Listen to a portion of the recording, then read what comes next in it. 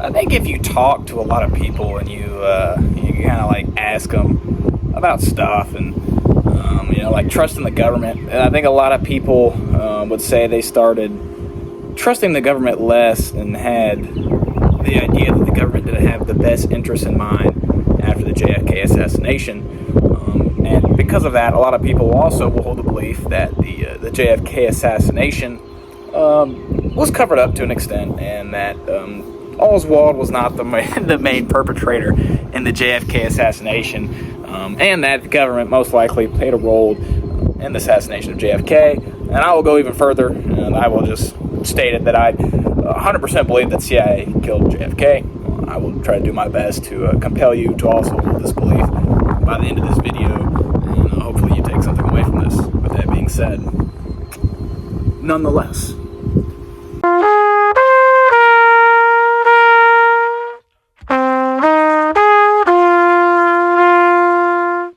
Alright, so before we get started here, I just want to build a little bit of background on who JFK was, just kind of some inclinations, if you will, and some common sense that, might help you come to a conducement of your judgments. So, JFK was not corrupt. Obviously, one of the few presidents that was not corrupt. This is pretty well documented, I feel like. He wasn't taking bribes. Like, nobody was pushing him around, is what I was saying. He's going to stand up for what he felt was right. And in politics, sometimes, that doesn't get you a lot of places. It makes you more enemies than it does friends, a lot of times. That's all I'll say. He hated the CIA. This is well documented. There's multiple, instances of him saying that he hates the CIA, hates the CIA's guts. He wants to disband the CIA, actually, during his time as presidency. So, obviously, if you work under the CIA, or if you are the CIA in general, you're not going to appreciate a president that doesn't appreciate you. That's all I'm saying. He didn't want war, especially with Cuba and the communists and stuff. He was trying to stay out of war, and especially for a wartime organization such as the CIA, which is where you're going to get your funding. You're going to get all kinds of stuff when you are in wartime power. CIA, you're going to have more power when you are in war. The Central Intelligence Agency. You want to be in war more than you don't want to be in war, because that's going to get you your pay raises, that's going to get you your notarization, that's going to get you all kinds of things. If you have a president that doesn't want to go into war, all I'm saying, not to mention, as soon as Lyndon B. Johnson got into office, where did we go? He deployed to Vietnam. That's all I'm saying. It's just a little odd that as soon as the replacement comes in after a president was assassinated, that was very questionable assassination, by the way, from a organization of the federal government. It goes straight to war when the president before did not want to go to war, and that's all I'm saying. I think you can make that connection there. He was being pressured by the CIA for an assassination on Castro. Again, well documented. Why does the CIA want to assassinate people? It's their job. They want a Central Intelligence Agency. This is kind of something they want to do. And JFK was obviously opposed to this because he didn't want to go to war and he didn't want to start something. Again, that's kind of the same thing. The wartime powers. He didn't want to assassinate Castro. The CIA did. It's just kind of a lot of headbutting, as you can see, between the CIA and JFK. Next thing here is, why were there files withheld for 50 plus years if Oswald acted alone with conspirators?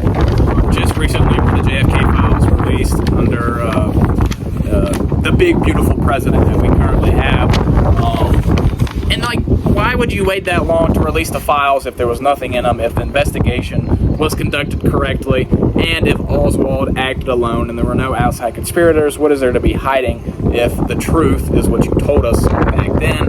Obviously, it's not. That's why you have to withhold the files for so long. And I think there you go through the files, a little bit of that is becoming clear. Why were there limited spectators on Elm Street, the street he was assassinated? When you watch the film and stuff like that, actually wasn't originally on the route. That was off the route. But then again, why was there nobody on Elm Street? And there was all kinds of people everywhere else. It's a little odd. And then no president has ever been mentioned or run off the JFK assassination, even in '76, when public interest was peaked. So with this being said, people don't run off the JFK assassination for a reason. I think Donald Trump ran ran off the files, releasing the files, but that's not the assassination. Nobody ran off the assassination saying that, oh, we're going to get these guys, they killed JFK, whatever, blah, blah, blah. Nobody ran off of it because everybody knew what happened. If you're running in there and you have the inside scoop, you know that the CIA killed JFK, the government killed it, and why are you going to run off of it? That's just something you don't want to talk about. So that's about it for the kind of background there. I think that kind of sets it up real well, who JFK was, his relationship with the CIA, and other extremities, I guess you could say, that helped set up for that assassination.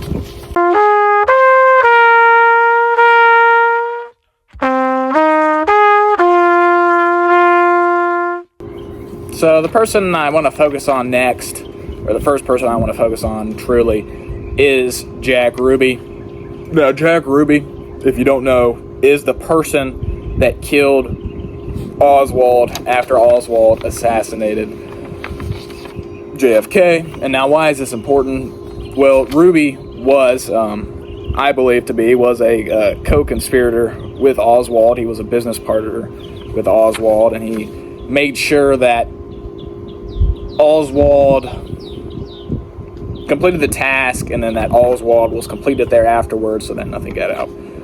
That's what I'll say for right now, but let's take a dive into Jack Ruby and see what's that all about. So the first thing that's obviously pretty obvious is that Oswald has a 70 officer transfer. He was getting transferred by 70 police officers, and yet Jack Ruby was able to somehow manage to shoot him directly in front. Like, they put no police officers in front of Oswald. A little weird. Guess it could be a coincidence, but I mean, if you're transferring somebody, I think you would put police officers in front of them. That's all I'm saying. After assassination, Ruby feared for his life. Obviously, if you're going to fear for your life after killing one of the most notorious criminals, I would say in the past 50 years, there's probably something going on, because you know that you're next after you take out your part. Actually, after that, Ruby consistently insisted when he was being interrogated that he go to Washington and explain it himself. Now, who's in Washington? Wow. The CIA, the Gov, the Feds, the government's in Washington. So that's why he'd want to go to Washington to explain himself why he did it, what he did, and try to talk him down so that he wouldn't be next on the list. He testified that the government was behind the killing, along with Lyndon Baines Johnson. Ruby was at the assassination. It would later predict the communist group the government tried to tie to Oswald. Both of these, I mean, you're gonna testify like you're the person that's. I mean, we'll see later on, but obviously, if you can predict the group, and then you can also say confidently that the government killed JFK, I mean, that's pretty one in itself. I mean, it's pretty clear that you were in on the plot and that you know what was going on, and then you're trying to share that out there, but you killed the guy. Anyways, police officer by the name of Billy Grammer got a call from Ruby while Oswald was detained, saying Oswald was going to die. Now, this is from Billy Grammer himself. Billy Grammer said that he could recognize Ruby's voice, so this is a little bit of, hearsay, I guess. But it is. He got a call from Ruby, who he believed to be Jack Ruby, saying that Oswald was going to die. So Jack Ruby was giving a heads up. So this wasn't just preemptive. This was pretty clearly planned. Ruby was at the hospital the day of the assassination. Why was he at the hospital of JFK the day of the assassination? Unless he knew that JFK was going to be at that hospital. And the only way that he knew that JFK was going to be at that hospital was if he was inside of the plot. Like we already established, he knew what communist group they were going to tie him to, and he knew that the government and Lyndon Baines Johnson was behind it. Lady by the last name of Tice claimed to have seen Ruby at the hospital, got a call to not talk about it, and then later a ladder would be wedged against her door. Again, this is kind of our first sightings of people, getting threatened and stuff like that after they kind kind of get too much knowledge. But pretty much, it's all about the hospital that JFK was at, and then he got a call. She saw that, and somebody put something in front of her door and wedged a ladder against it. But then again, I guess it could be the boogeyman.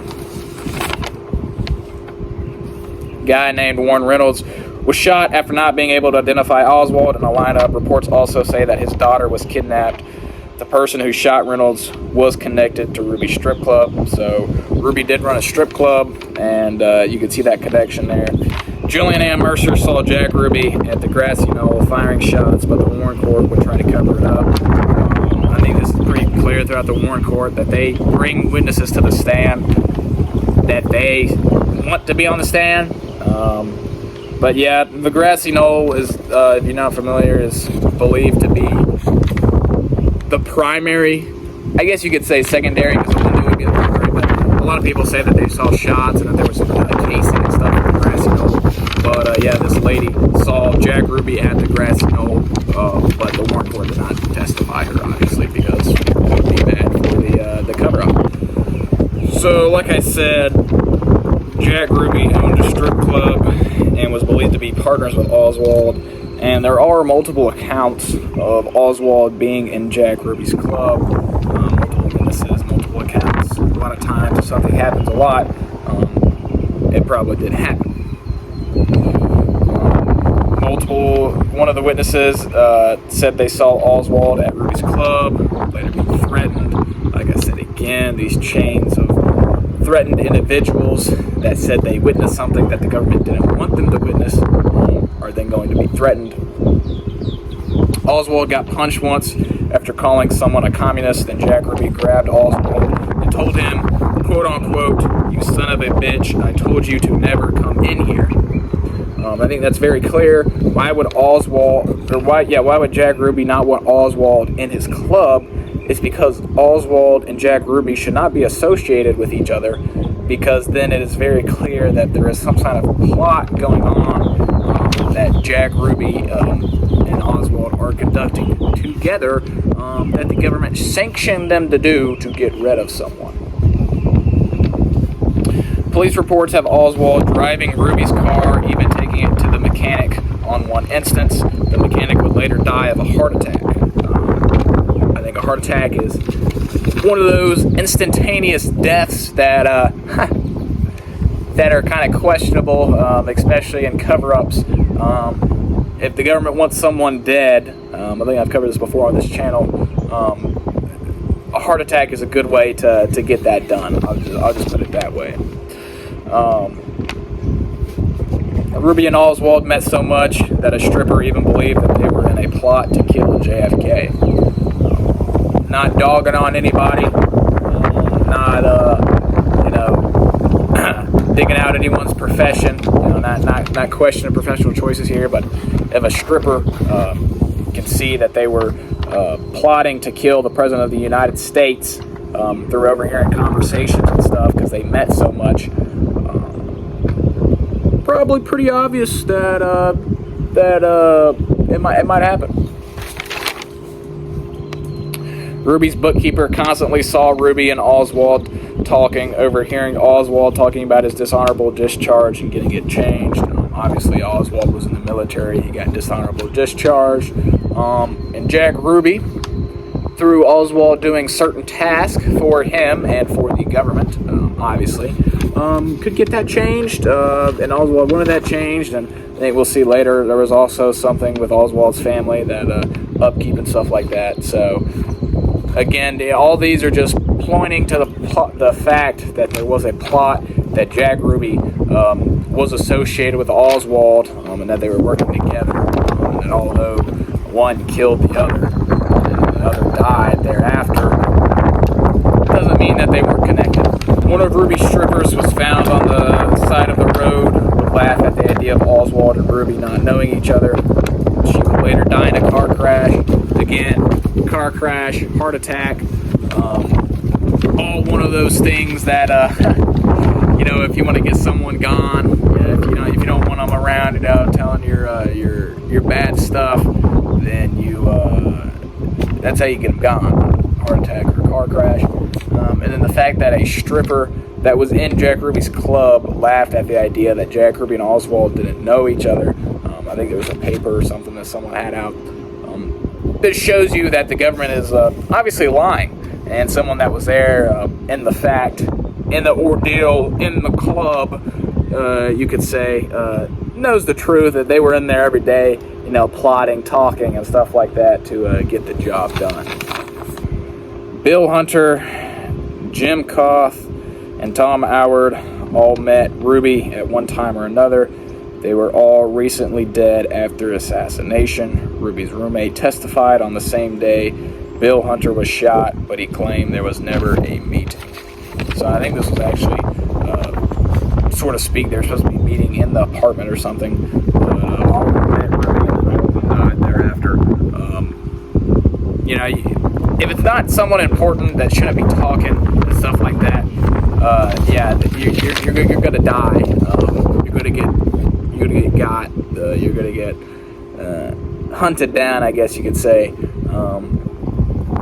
If it's someone important, Jack Ruby was, because he was a vital plot to the CIA killing of JFK.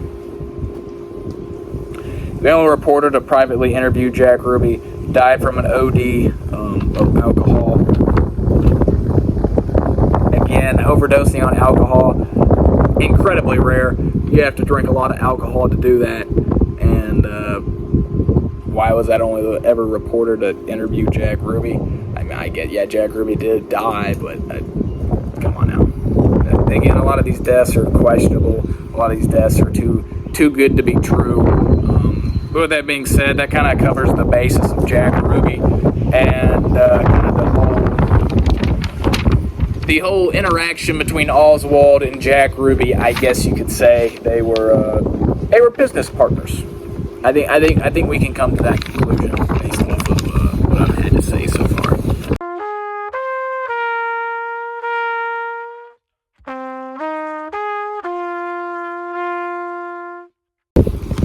David Ferrie, Clay Shaw, Oswald, and then of course Jack Ruby. I do believe, and I think that is believed to be the group that the CIA hired, that the feds told to put together a plan to kill JFK, and that they did. So that's what I'm going to be covering next. So New Orleans District Attorney Jim Garrison attempted to investigate the murder, and then he and his partners mysteriously died. Okay? Again, mysteriously dying, especially when you're investigating something that the government doesn't want you to uncover about, is a little odd, because it probably means that the government killed you. The person that Jim Garrison was investigating was named David Ferrie, who had intelligence and organized crime connections. Ferrie deposited $7,000 in his bank account after the assassination. So this guy, David Ferrie, has intelligence connections, meaning the CIA, and then organized crime connections as well. So this guy is connected to the CIA, obviously, but then he's also connected to organized crime and illegal activities. What a better candidate is there to commit a murder that is illegal, that the government wants to carry out because they don't like the government, the current president. What kind of government does that? It's the CIA does that. The Central Intelligence Agency does that, and then they're going to replace a new president. We'll come to see later. But the coffee shop that Oswald worked at had none of the same employees that it did when Oswald worked there. Garrison found. So under Garrison's short investigation before he suddenly disappeared, all the members of the coffee shop that Oswald worked at had been replaced. To, of course, paint the picture of Oswald that the federal government wanted, that the CIA wanted, because if they had the real workers in there, they would, tell stuff about Oswald that probably wasn't too ideal for the federal government, and wasn't the picture that they wanted painted for Oswald at that time, the character that they wanted Oswald to be. So they planted them and told them what to say about Oswald. All of Oswald's co-workers that worked with him at the coffee shop went to work at NASA. Now, this is where it really starts to get, interesting, because the only way that you get a job at NASA is you're really, really smart, or you know someone that's really, really smart and really, really important. If you work at a coffee shop, not to dig you down, but you're probably not going to get a job at NASA through an application. The only way you're going to get that job at NASA is if you know someone and someone puts you there. And the only way that that's going to happen is if you have ties to a deep government organization. In other words, the CIA, that could pitch you there, and who had those connections, obviously David Ferrie. Ferrie had a connection to NASA through his former roommate, James Llewellyn, who worked for Boeing out of NASA. Like I said, who had those connections? Ferrie had those connections to NASA through his former roommate. Boeing, yeah, not a whistleblower, but whatever. Clay Shaw, who lived next to David Ferrie and James Llewellyn, requested a lawyer for Oswald named Dean Andrews. Obviously, shows that Oswald and all these guys were connected. If someone's requesting a specific lawyer for you, yeah, you know the guy in some sense of the manner. Andrew said he had met Oswald with a bunch of gays, and said Oswald wanted to look at his dishonorable discharge because he couldn't find work at the immigration status of his wife. Because he couldn't find work and the immigration status of his wife. This is showing Oswald's interior motives, I guess, his deeper motives. Why would he carry this out? It's because he's desperate. His life that he was in, he couldn't get a job. Obviously, if you're working at a coffee shop, that's kind of a last resort, but his wife's immigration status wasn't up to par, and then his dishonorable discharge couldn't get him any real work, so he's working at a coffee shop. So I guess desperate times call for desperate measures. You get involved with these guys: David Ferrie, James Llewellyn, Clay Shaw, Jack Ruby. All these guys are connected, hired by the CIA, hired by the government, and then you're the one that they chose to carry out take the blame for it. So the CIA worked with Clay Shaw during Garrison's investigation. Ferrie had been a CIA operative in the past as well. That just kind of wraps it up as a whole. Kind of shows you the connection with the CIA. The CIA was in Clay Shaw's ear, telling him, during the Garrison investigation, I guess not to do anything stupid, but also to make sure that, Garrison was not going to find anything that he wasn't supposed to find. And then also the fact that Ferrie had been a CIA operative in the past shows a deep, deep connection to the CIA in this group that Oswald and Jack Ruby were also in. Like I said, it was the posse that the CIA hired to take out JFK. Was Jack Ferrie, Llewellyn, and then what was the other guy's name? Clay Shaw, along with Oswald and Ruby. That was kind of the gang, I guess you call it the clique. I guess you could say that the CIA hired to kill JFK.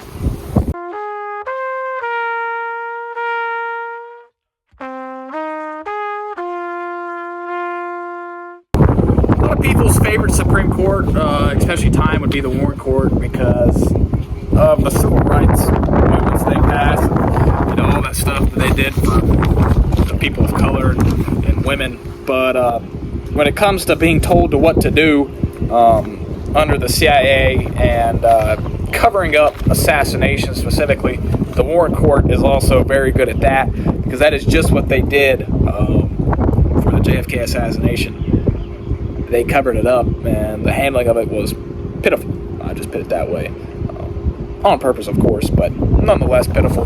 So let's take a look at the Warren Court and how they handled JFK's death and the investigation into that death. So first off, Secret Service stole JFK's body. Obviously this would be a chain of custody, where the body goes and stuff like that. Secret Service just completely came in and took the body. Again, they can't do that, but they did. Nonetheless, they probably had a reason for it, which we will come to find, and we're starting to find. There was a reason why they took the body. Appointees to the Warren Court dealing with the assassination included former CIA director that JFK fired. Wow. Just kind of speechless there. Obviously, JFK didn't like the CIA, didn't like the people inside the CIA. If he's going to fire them, why would you appoint someone to a court dealing with finding out and investigating the murder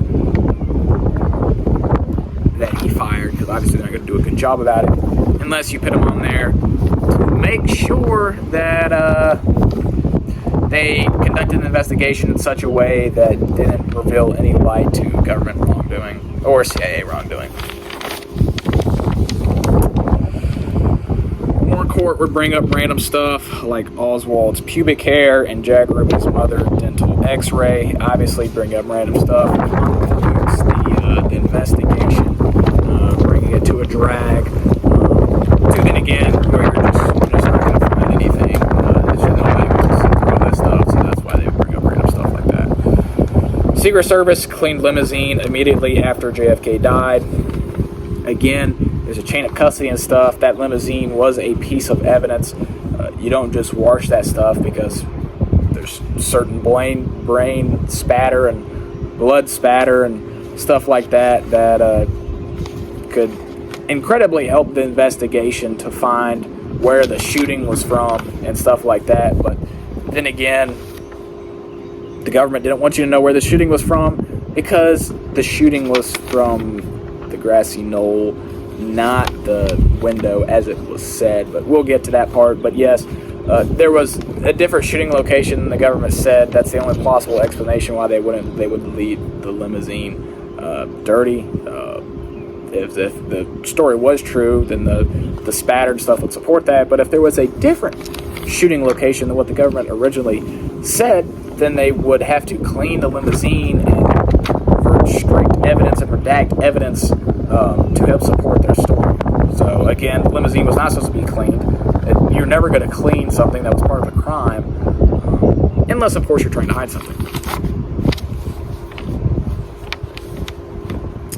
Original police officers say German Mauser, not Carcano.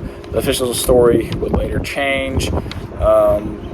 This is just the fact that nobody really knows what gun was used truly. The police officers up there say that the German Mauser were used. If you're a police officer, you probably know your guns pretty well, especially during that time. A Carcano and a German Mauser are pretty distinguishable. But yeah, the official story would change guns as well. This just shows that, was Oswald really up there shooting, or was there just a gun that someone put up there? Carcano, again, it's overseas. That might be why they were trying to use that German Mauser or whatever. Nonetheless, there was indecisiveness on the type of gun that was used at the Oswald shooting location, showing just, something a little fishy. Like, why can't you decide what type of gun was used? Unless, of course, the gun was just planted there and no one really knows. Dallas District Attorney would even claim it was a Mauser. So when they were, testifying and stuff like that, and attorney press conferences and stuff like that, claimed it was a German Mauser. Why is there confusion on the gun? If the investigation was conducted correctly and there was no plants, it should be very clear what type of gun was at the crime scene. Bullet and stretcher was not the one put into evidence. Someone took the bullet, put it in their coat pocket. We'll see that here in a minute. But the investigation was very, very, very, very poor, and obviously the only reason it was very poor was because of a cover-up. Especially the federal government investigation like that, it would have been very clean. Somebody would have been trying to find out who killed our president if we really wanted to know. But you have tampering of evidence, stuff like that. People putting bullets out of the stretcher, putting it in their pocket, and then putting a different bullet into the evidence log to, again, confiscate the evidence. You're not going to find anything. It's not like they were trying to anyways in the first place. But again, you got to try a little bit, I suppose. The guy who took the bullet claims he didn't, but he would also get a call telling him to keep his mouth shut. So, the guy that took the bullet, here again, is getting threatened. So I guess say not anything. But, they're not going to kill him because he took the bullet, and I guess that kind of, supports their whatever. I don't know. But nonetheless, somebody took the bullet off the stretcher, and the wrong bullet was put into evidence. We'll just keep it at that. A nurse claimed that there was 3 bullets, all matching those at J.D. Tippet's murder and Oswald's pistol.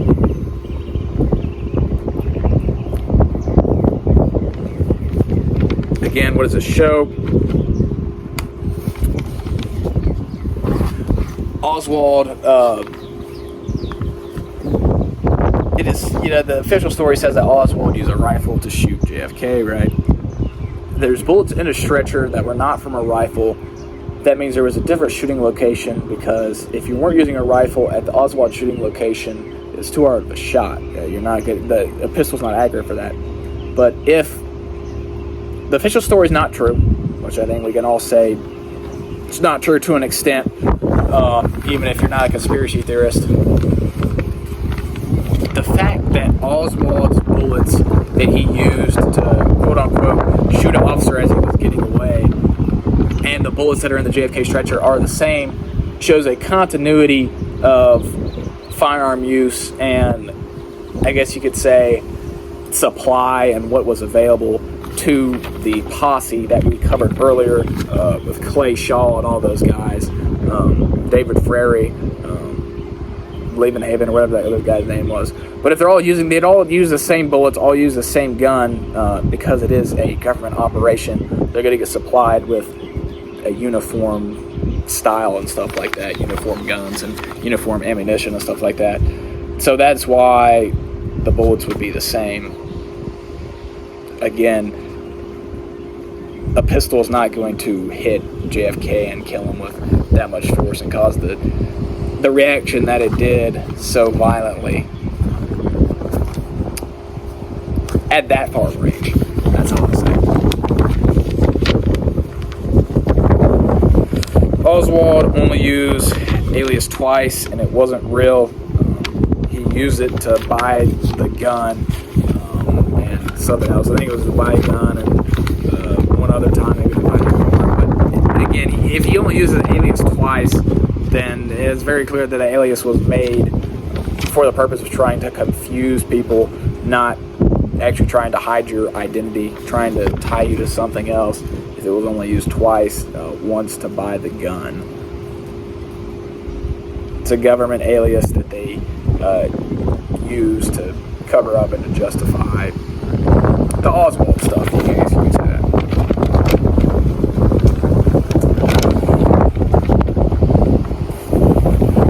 Casings not handled properly. Already went over that. All kinds of bullets and stuff like that. Casings. Casings at the grassy knoll. Casings at the Oswald shooting location. They weren't handled properly. Weren't entered in evidence properly. Again, the only reason you're going to do that is if you're trying to cover something up.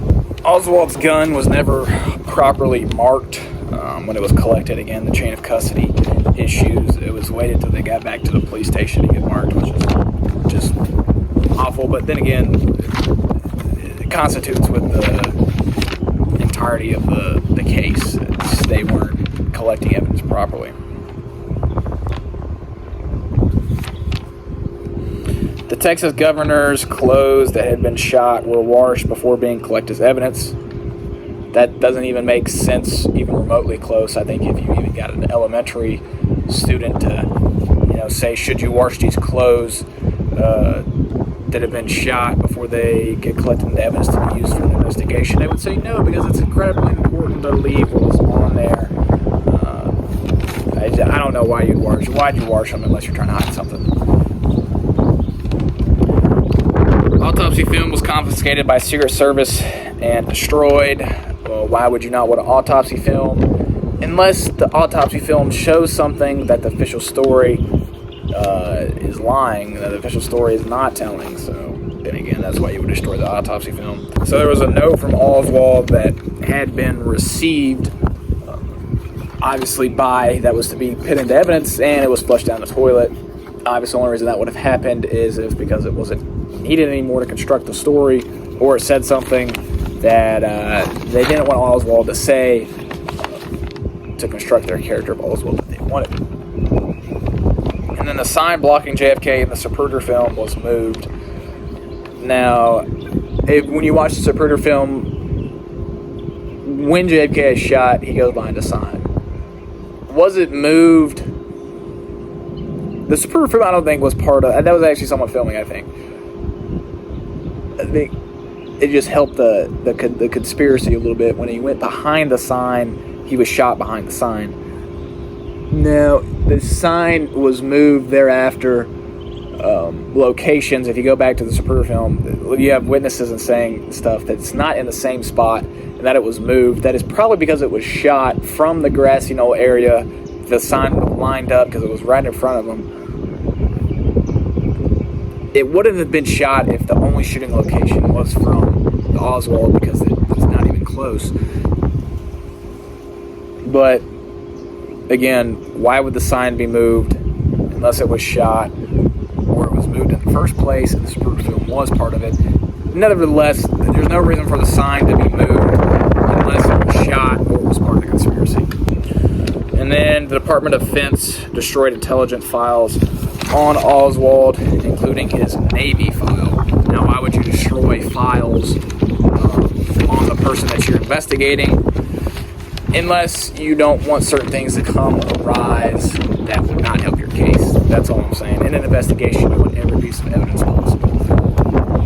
But the Warren Court didn't want certain pieces of evidence possible because they're trying to construct a story.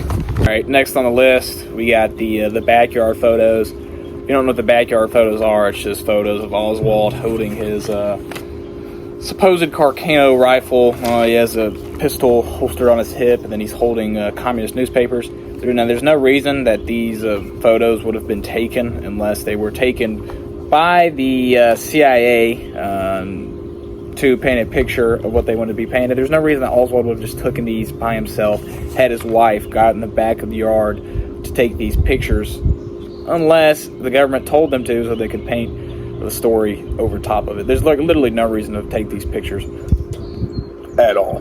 No reason. Other than the government wants you to take them because you're part of the assassination plot.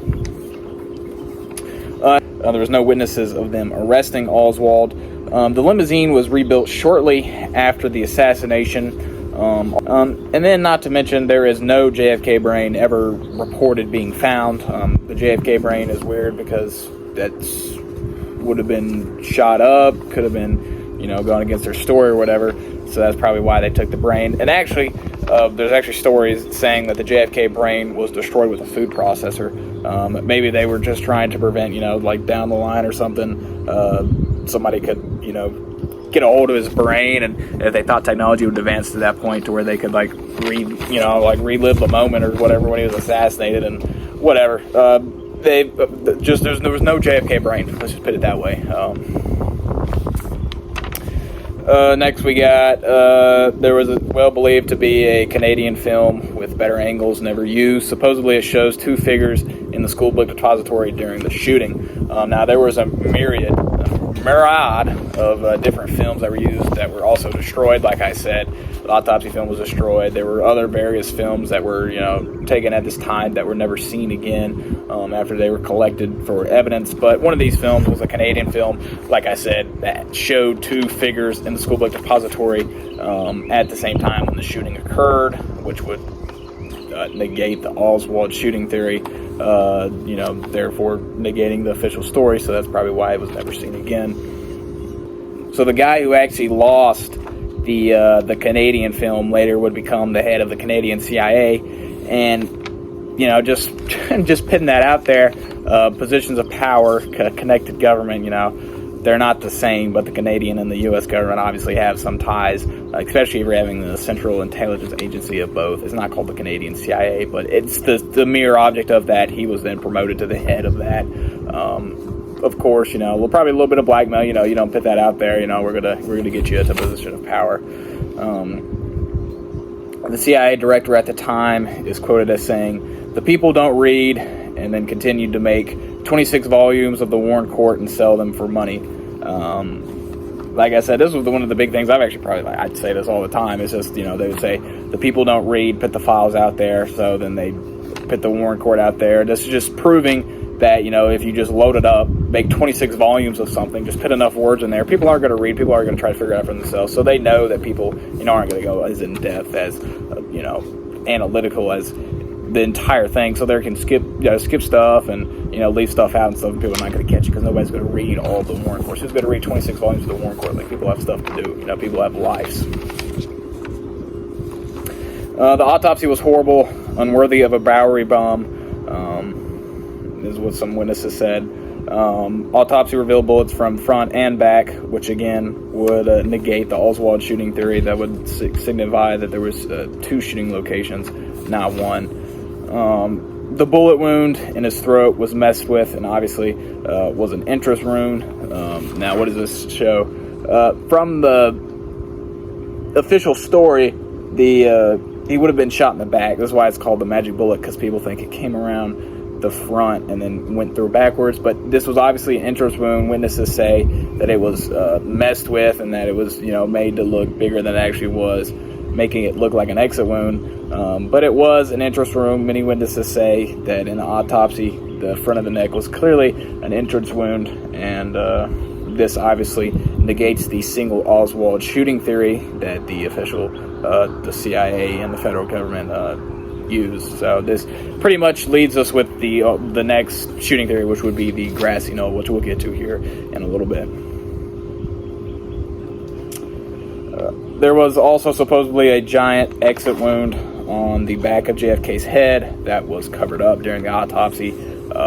Again, there wouldn't be an exit wound on the back of the head if it was a single shooting Oswald theory that the government claimed it to be. Again, most likely there was more shootings than just Oswald going on. The casket used to transport JFK was later dumped in the ocean. Why would you need to dump the casket in the ocean unless there's stuff in there that you don't want people to find? JFK's personal physician was never called as a witness, but Oswald babysitter when he was little was. This just shows the witness and the relevancy of what they were doing in the Warren Court. How are you not going to call medical health professionals of the person who was assassinated, but you're going to call irrelevant, most likely plants of people who relatively mean nothing in the grand scheme of things. Can you tell what someone's thinking when they were a little kid? No, unless they're a psychopath and they're setting fires, killing animals, and wetting the bed. Then then you're not going to find anything from a babysitter. That's not going to show you anything of relevance. Roberts, who is the head of one of the Secret Service details, can be seen waving agents off the post before the limousine leaves and holding back agents from charging after gunshots. Agents are trained to charge after the gunshots, charge the president, protect their person of interest.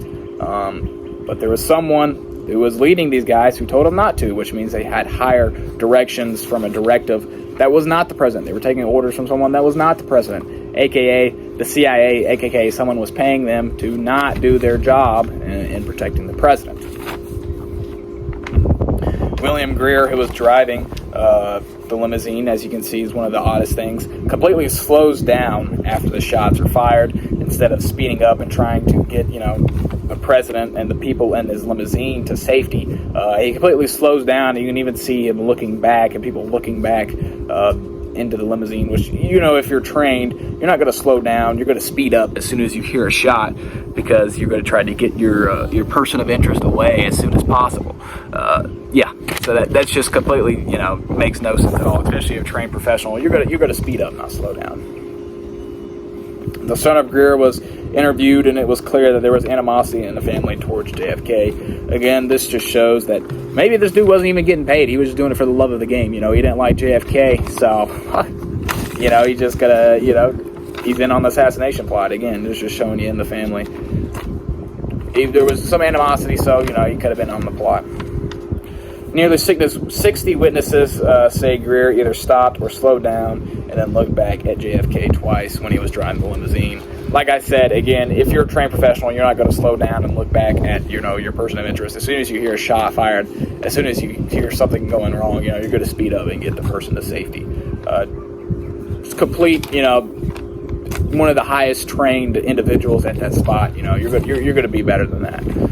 That's not a slip up. That's purely well thought out and premeditated.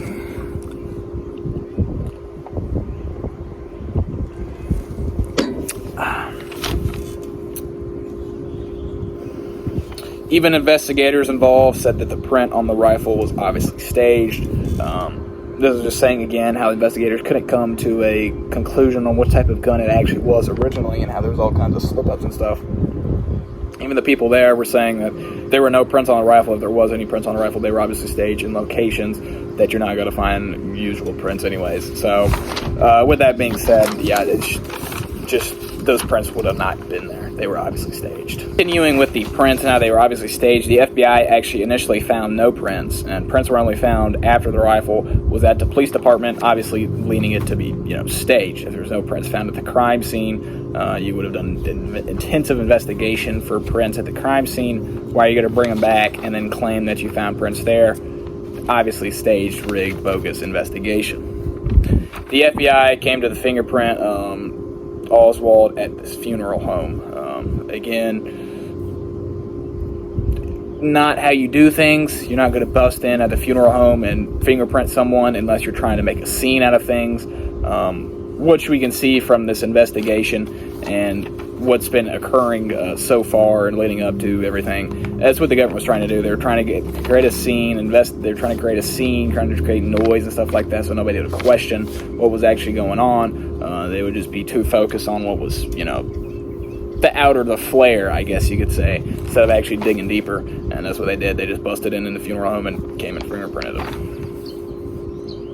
Nitrate tests given to Oswald showed that he had not shot a rifle.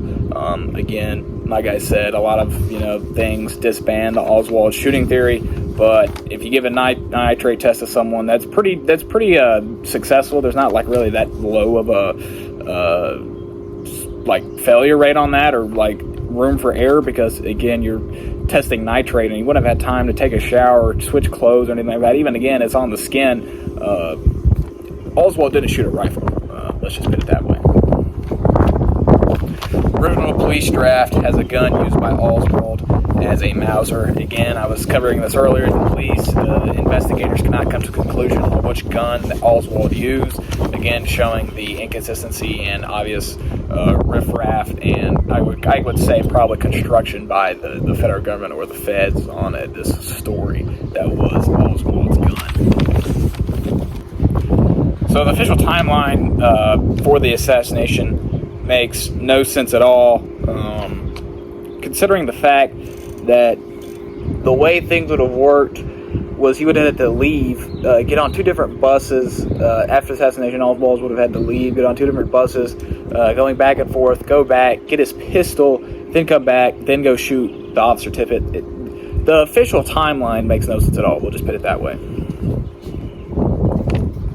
Someone reported seeing someone run into a movie theater, sneaking into a movie theater, who did not pay.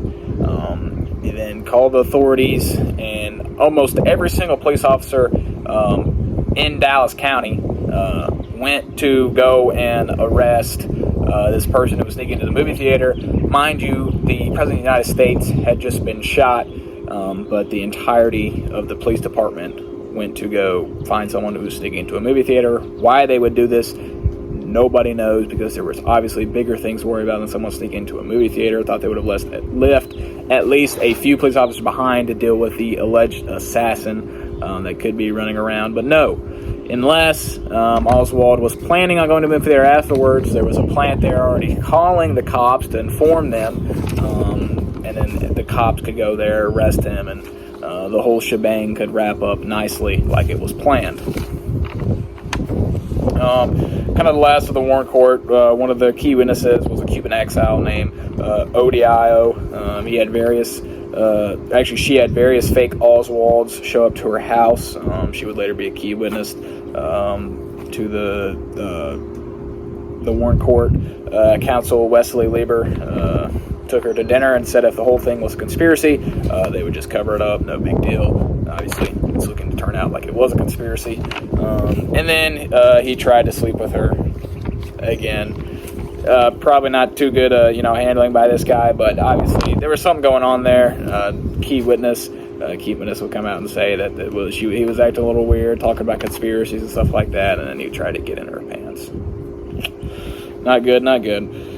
Press Chuck was always at the front of the motorcade, except for this instance. In every other motorcade across the country, the press truck would always be in front.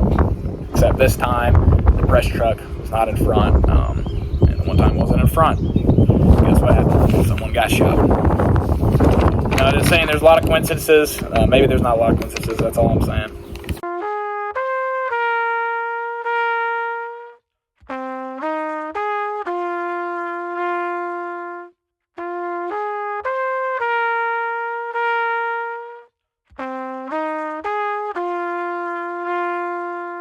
What's up, King? Alright, our next stop along this road is the man, the myth, the legend himself, Lee Harvey Oswald. So let's kind of get into Oswald and the kind of background, I guess you could say, what Oswald was getting up to. So, Assistant Attorney General sent LBJ a memo about how Oswald must be the only one expected of a crime. Pretty piece of damning evidence, if you ask me, if the next president of the United States of America, who was not at that time the president, but was instead the vice president, I don't know, he gets a letter and, says Oswald must be the only one expected of committing a crime, and Oswald committed a very hefty crime after that, that LBJ was involved, and there was also other government organizations that were involved with LBJ in this plot to carry out said assassination. There was a spy camera found in Oswald's equipment, but the government tried to cover it up. Why is this important? Because a spy camera is only obtainable from the U.S. federal government and or other federal governments, but the official story is that Oswald acted alone with no outside ties to any other official governments, so that doesn't really match the story. Whether he would have been able to obtain a spy camera if the U.S. federal government sanctioned him and contracted him to kill the President of the United States of America, which I believe they did. Oswald was never a communist or showed ties. His favorite person was actually Robert E. Lee. Robert E. Lee is very non-communist. If you're not familiar with Robert E. Lee, go check him out. But I would say that's the epitome of the opposite of communism right there. The only person that claimed Oswald was a communist lived with him for the shortest amount of time and didn't live near him, but still got 33 pages where all other Marine witnesses got half a page. This, again, is just kind of part of the Warren Code almost, but it's talking about how, Oswald obviously was in the Army, obviously a Marine, but why are you going to dedicate the most amount of pages to someone who doesn't know Oswald very well, compared to someone and people that do know Oswald well? The reason that would happen is if someone provided the story that you want, if you were truly investigating the way that you should and truly investigating all facets of possibilities, then you would get everybody an equal number of pages, or the number of pages that they would talk about Oswald for. There's no reason why everybody would get half a page and somebody would get 33 pages only because they matched the story that you wanted it to. Again, just horrible handling, obviously cover up by the federal government there. Oswald wrote Mr. Hunt about 2 weeks before the assassination regarding his position in the assassination. Who is Mr. Hunt? I have no idea. But obviously he was somebody important. Could he have been the director of the CIA? Very possible. But again, obviously Oswald was part of the assassination. This was planned. There was obviously higher ordinances. Oswald did not act alone. There was obviously someone that he was writing to and talking to. So, again, he did not act alone, and there was someone telling him what to do. Let's put it that way. Oswald reportedly was on the first floor the whole time during the shooting. Witnesses say that he was eating lunch sometimes. He was never on the 6th floor. Witnesses never had him on the 6th floor. Nobody actually ever saw him on the 6th floor. Nobody actually ever saw him shooting a gun on the 6th floor. So, by all means, Oswald was never on the 6th floor. Was he in the school book depository? Yes, he was on the 1st floor the entire time. Again, nothing matches up. The official story and witnesses' reports, they don't match up. All reports of the 6th floor being quiet and Oswald on the 1st floor. Again, all reports do not have Oswald on the 6th floor. All witness reports have Oswald on the 1st floor during the time of the shooting. Oswald was never a good shot, according to Marines, and no one has ever been able to replicate this feat since. Again, this is an incredibly hard shot, especially at a moving target from that distance, using a Carcano rifle. Especially if it was a Mauser, it'd be a little harder. But especially considering the fact that there was 2 or 3 shots before the fact, and he would hit the 3rd or 4th one. I forget what the actual official story is because it's so bogus.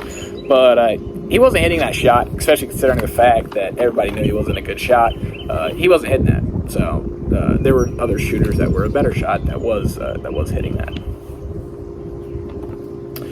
All of Oswald's records were doubled or odd, almost to the extent that someone was impersonating him. Why would someone be impersonating him? To create the story that they want, to do things that they wanted Oswald to do without him having to do them himself.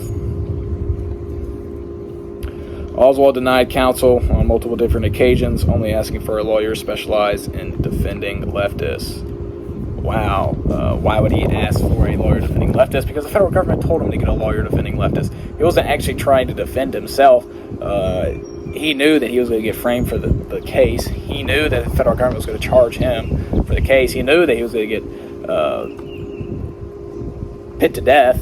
Well, by Jack Ruby, that is. But yeah, it's just it's just show. It's just he did what the federal government told him to do to paint the picture that they wanted to paint about Oswald.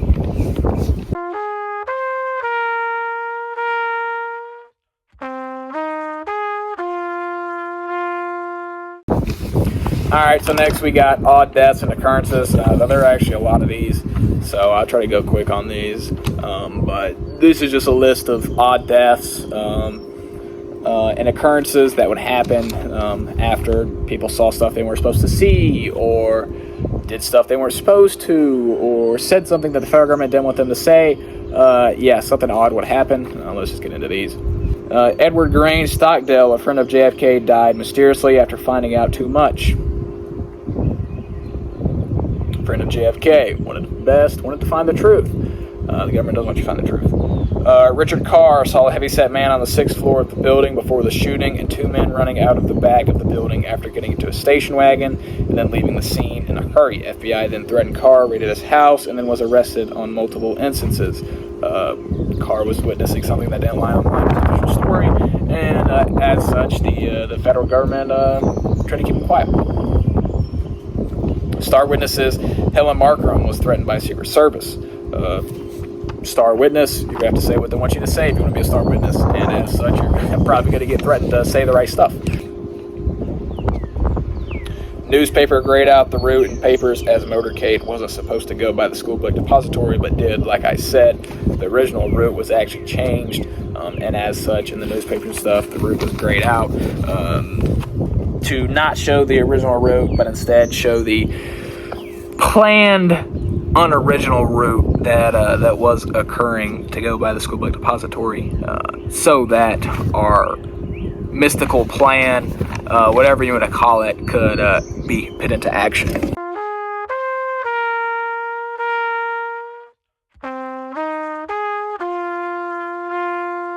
Alright, next we're going to be covering Ruth Hyde Paine, who was, her and her husband were killing Oswald's wife. Now this is important to look at because Oswald's motivating factor and why he would have agreed to let the U.S. federal government frame him for a crime that he did not commit would be for his wife, obviously, and a better life for her because of her immigration status and his inability to find a job because of his dishonorable discharge. So Ruth Hyde Paine and her husband, Michael, were the ones who boarded Oswald's wife. Ruth's father worked for the CIA.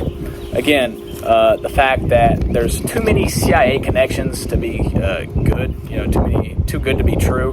The fact that the CIA is involved in everything, involved in almost the posse, like I said, Oswald, Ferrie, Clay Shaw, all those guys. The fact that the CIA is involved to some deeper extent, they look like they're behind everything. Yeah, the CIA is probably behind everything. Ruth Paine was helped Oswald get a job at the depository, and the backyard photos were found at the Paine residence. Now, what does this mean? If Ruth helped Oswald get a job at the school book depository, that means she used her government connections to get him a job there. It would be pretty easy if you had CIA connections to get you a job at the school book depository to set you up for the location that you would do the supposed shooting at. Very necessary that the U.S. federal government would get you a job there if they were framing you for being there. And then the backyard photos were found at the Paine residence, which is again going to be incredibly convenient considering the fact that the federal government has connections to the Paine household, could get in there easily with no witnesses, and then the wife is there also, so it's just too good to be true. That's what I'm saying, Navy Department document shows Ruth Paine requesting information on Oswald in 1957, long before she met him. What does this show? They were picking out Oswald for the supposed assassination long before Oswald knew that he was being called to this task. The government had someone that they wanted to, pit on the job, but he just didn't know it yet. Warren Commission documents reveal Michael Paine as saying that Oswald did not kill the president, but he knew who was responsible. Yeah, we know who was responsible as well. Oswald did not shoot the president necessarily. He was framed for the job and then killed by Jack Ruby to keep silent. It was all part of the deal. And then obviously there was members of the grassy knoll, probably part of the posse that actually shot the president of the United States. The CIA killed John F. Kennedy, not Oswald. The Warren Commission documents reveal, actually I already said that, Ruth Paine was expecting a search warrant. Why was she expecting a search warrant for her house? Not only because Oswald's wife lives there, but also because the federal government told her that they were going to be searching her house in order for the official story after the fact. Unless you have connections to the federal government, you don't know that someone's getting a search warrant on you. Michael was reported as saying that Oswald didn't even have a gun to a co-worker. Why is this important? Because Michael is literally the person who is housing Oswald's wife. If he said that he didn't have a gun, well, he probably didn't have a gun. It's going to be pretty hard to hide something in someone's house that you're living from. So he says Oswald didn't have a gun. Well, Oswald probably didn't have a gun. And Oswald didn't need a gun because he didn't shoot anybody. He was framed for shooting anybody. Oswald didn't shoot anybody himself. Deputy Buddy Walters, who would later die unexpectedly, searched the Paine home and claimed to find a list of Castro sympathizers and that Paine's taxes were classified. Why was Paine's taxes classified? Unless there were tax dollars going on there to classified projects and stuff like that. Your taxes can get classified if the CIA or the federal government classifies them for you. If you're a regular citizen and you don't have connections to the CIA through your father, well then your taxes probably aren't going to get classified.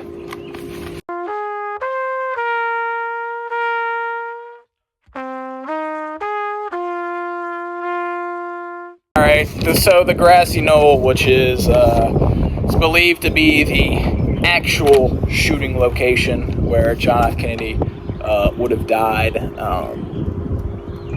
I think we can all conclude at this point that Oswald was not shooting from the 6th floor of the school book depository. Instead, there was another shooting location. And from this evidence that I'm about to share with you, I think it's very clear that the grassy knoll is that primary shooting location. So the grassy knoll had all kinds of footprints and many eyewitnesses of shots being fired there. There were also cigarette butts all over the ground by the grassy knoll, showing that people were there shooting. Aquila Clemens was at the scene of Officer Tippet and said she saw two men, neither of them Oswald. She was later paid a visit by Ed Hoffman.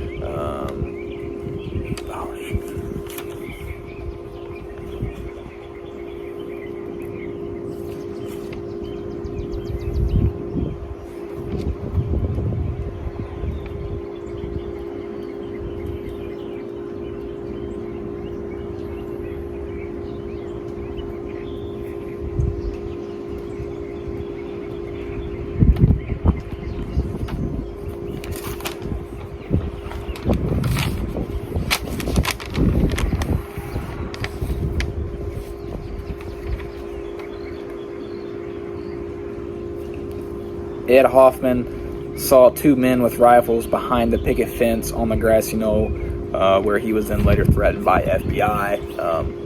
If you're seeing something that you're not supposed to be seeing, then you're probably going to get threatened. That's what happened to Ed Hoffman. Lee Bowers claimed to see three men by the grassy knoll with a bunch of smoke at the time of shooting, and cars with microphones by the near building. He later died in a one-car crash.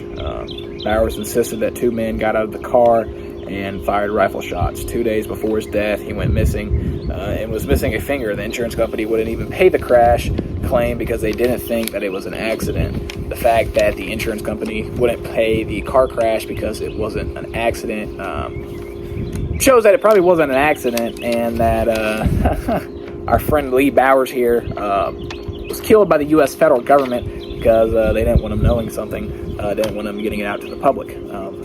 If he sees men and saw smoke coming from the grassy knoll at the time of the shooting, that pretty much signifies that there was, the official story was bogus, and that there was other people shooting at the president. Yeah, they're going to need to get rid of that guy, and they did. And then the insurance company said that the federal government pretty much got rid of him and that they're not paying for an accident. And don't mess with the insurance company, because insurance, they care about their money. So, I mean, they ain't taking no crap from the federal government. And the federal government can't tell the insurance company to be quiet, because the insurance company gets their money at all costs. That's the only thing the insurance company cares about. So you better make darn sure that the insurance company was going to get their money either way. And if they're not paying, that means, yeah, it probably wasn't an accident. Majority of witnesses claim shots came from in front of the limousine, from the grassy knoll. In fact, in many photos, police are seen converging at the grassy knoll area and not at the school book depository. Now, would the police officers have been notified? No, probably not, because the fact that you can't trust, especially at that low level of a police officer, you can't inform like the entire station, I guess, the entire precinct, that there's a plan to kill the President of the United States, because someone's going to come out. So you can't inform the police officers, then they don't know what's going on. They're just going to converge at where they see the shots at, and where they see the shots at, they saw them at the grassy knoll, so that's where they started converging at. That's all I'm saying. Most likely there were shots coming from the grassy knoll, not from the school book depository. Multiple bullets were found in the grassy knoll area, and someone has pictures of an FBI agent picking up one of these bullets. Again, it's not like people just go and dump bullet casings in the middle of grass in Dallas County. The only reason there's going to be bullets on the ground there is someone was shooting a gun there, and that's what happened. Someone was shooting a gun, or multiple people were shooting guns in the grassy knoll at the President of the United States.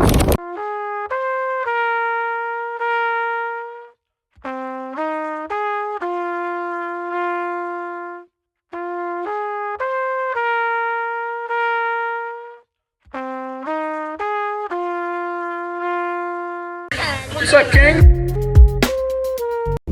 All Alright, so I've provided my rundown of evidence, I suppose. So now it's time for the complete conspiracy rundown. That is the JFK assassination. So, John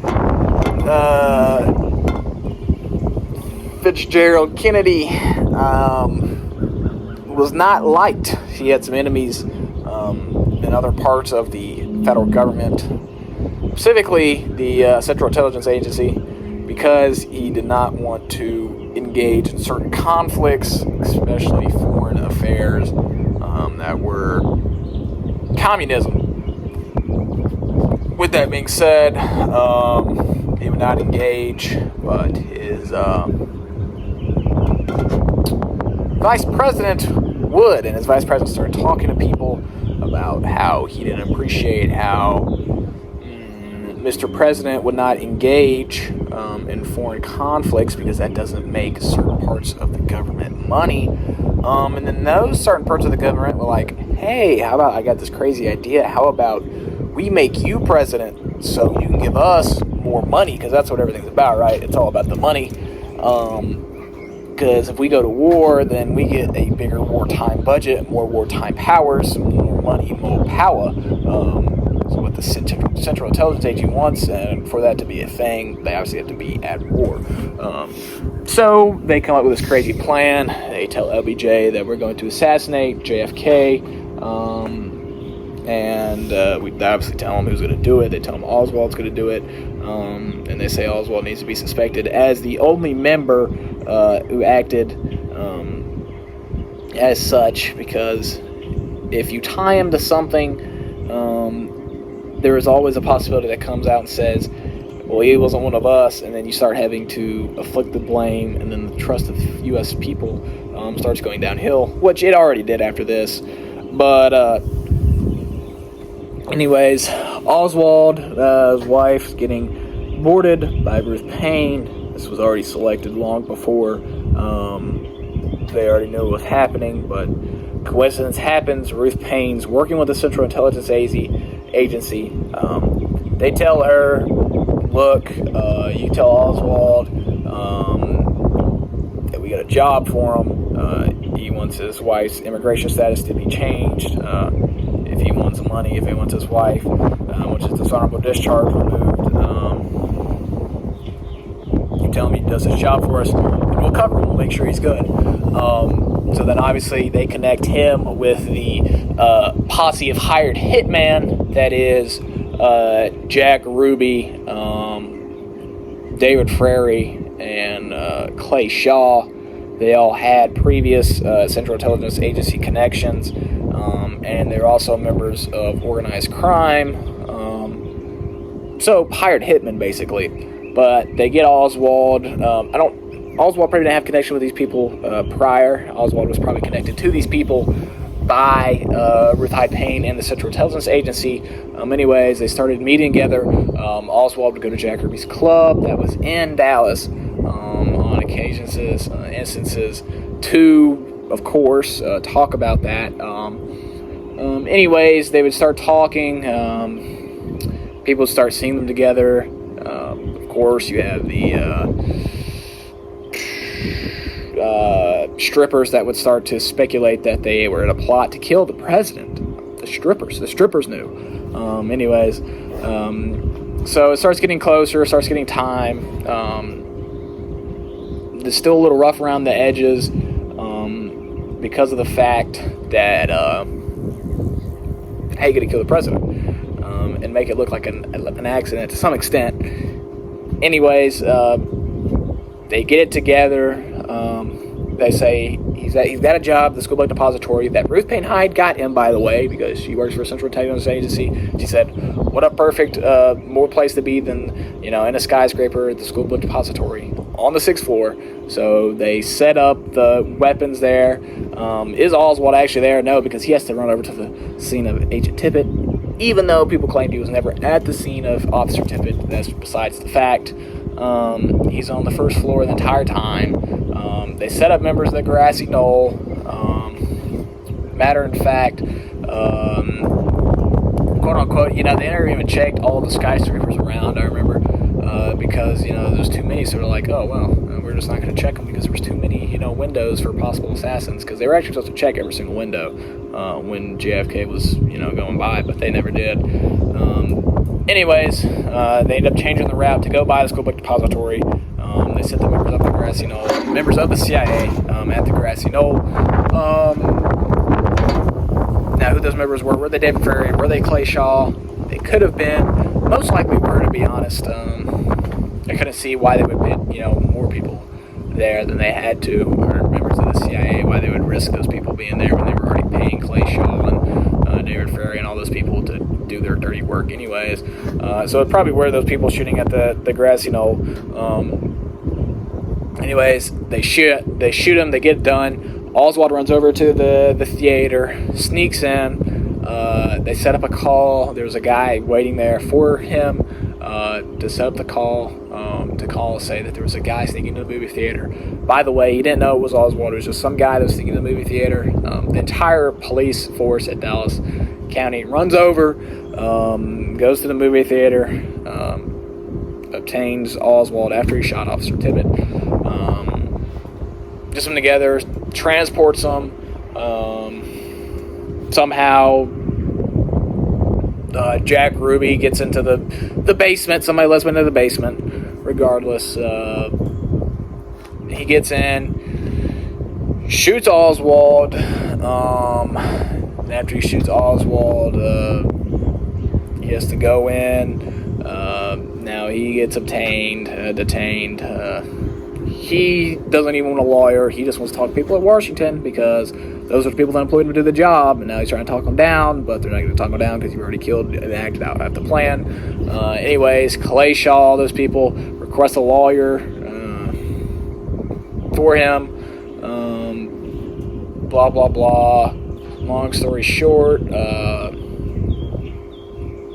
he dies. That's pretty much wraps it up. To an extent, I mean, the people at the coffee shop, they were plants and stuff like that. The posse got them jobs at NASA because they were connected to the CIA. Pretty easy to get jobs wherever you want when you're connected to the CIA. Regardless, I think that pretty much that wraps up the entire conspiracy, I feel like. So who killed JFK? Long story short, it was the CIA. The CIA hired Ruth Paine to kill JFK to an extent, or they said, do you know a way to get this guy gone? Well, they probably didn't even hire her. They were just reaching out to their contacts in Dallas, Ruth Paine being one of those contacts with her family history in the CIA. Obviously, she had a network in Dallas, so she was able to get Oswald, who was vulnerable, who would do anything to change the circumstances that he was in, because his life was not circumstances weren't very great. So he gets connected to the posse, Clay Shaw, David Ferrie, all those guys, Jack Ruby, and then the plot enacts, and Oswald's framed. The CIA kills John F. Kennedy. And that's pretty much how we know it is today. And I'm sure eventually the truth will come out, but just remember, I'm not a suicidal individual at all. I feel none of those thoughts. So if something were to happen to me, because I was telling the truth, so be it. But I think that's how the CIA killed John F. Kennedy. With that being said, stay safe and stay hydrated.